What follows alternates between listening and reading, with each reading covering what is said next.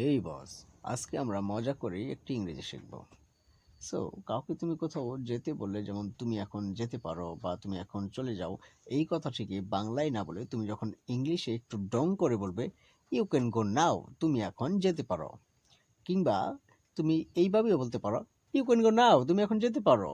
So তুমি যদি একটু ডং না করে ইংরেজি না বলো, তাহলে তোমার শেখা হবে না। কারণ যারা ডং করে বলে তারাই খুব সহজে শিখতে পারে, কেননা তাদের মাথায় সেই ইংরেজিটা অনেক দিন যাবৎ থাকে।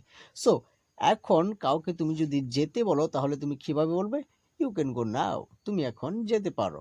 ব্যাস, তোমার একটা ইংরেজি শেখা হয়ে গেল। এবং ডং করে তুমি যখন বলবে, তখন দেখবে তোমার মাথায় সেটা দীর্ঘদিন থাকবে।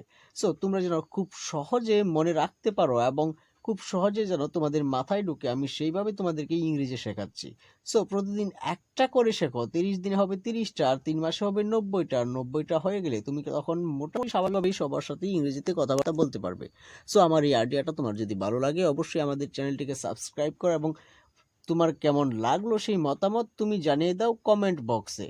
সো আজ এই পর্যন্তই, ভালো থেকো সবাই।